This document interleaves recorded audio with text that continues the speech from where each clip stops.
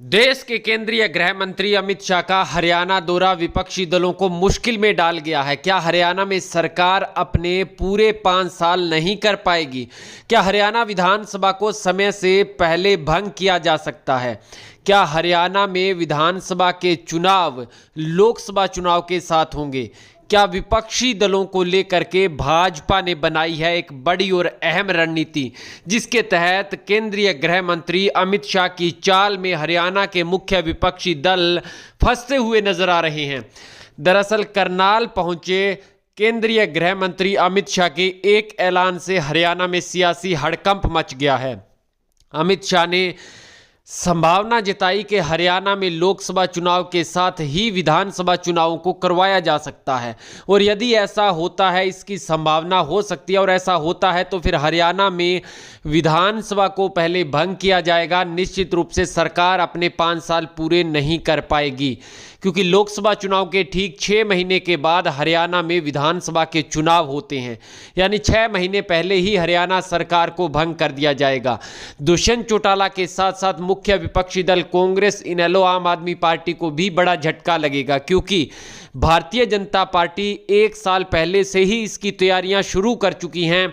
हरियाणा विधानसभा की 90 सीटों को लेकर के और लोकसभा की 10 सीटों को लेकर के पूरी तरह से ऑब्जर्वर नियुक्त किए जा चुके हैं।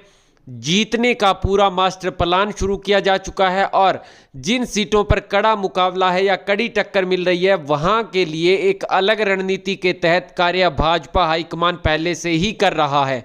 यानी कि ऐसा नहीं है कि केंद्रीय गृह मंत्री अमित शाह हरियाणा पहुंचे और ऐलान कर दिया कि एक साथ हो सकते हैं। अचानक नहीं है, एक प्री प्लान बनाया हुआ भाजपा का बड़ा मास्टर स्ट्रोक है, जिसमें कहीं ना कहीं सीएम मनोहर लाल खट्टर को तीसरी बार मुख्यमंत्री बना सकता है, क्योंकि भाजपा हाईकमान अच्छी तरह से जानती है कि फिलहाल हरियाणा की जो राजनीतिक स्थिति है, किसी भी दल को पूर्ण बहुमत की सरकार बनती हुई दिखाई नहीं दे रही है।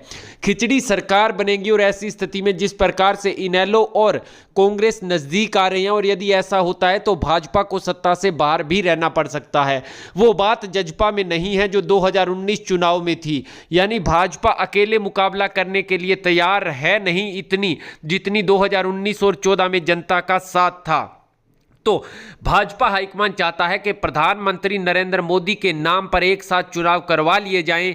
सीएम फेस जो है, सीएम चेहरा जो है मनोहर लाल खट्टर रहेंगे, लेकिन पीएम के नाम पर हरियाणा की जनता से वोट लेकर के जहां एक तरफ लोकसभा की 10 सीटें भाजपा फिर से जीतना चाहती है, तो विधानसभा की भी 55 पार एक बार फिर से भाजपा चाहती है कि अकेले की पूर्ण बहुमत की सरकार बने, जिसको लेकर के तमाम तैयारियां की जा चुकी हैं। अब देखना यह होगा कि क्या वास्तव में हरियाणा के अंदर लोकसभा चुनाव के साथ ही विधानसभा के चुनाव करवाए जाएंगे, या फिर भाजपा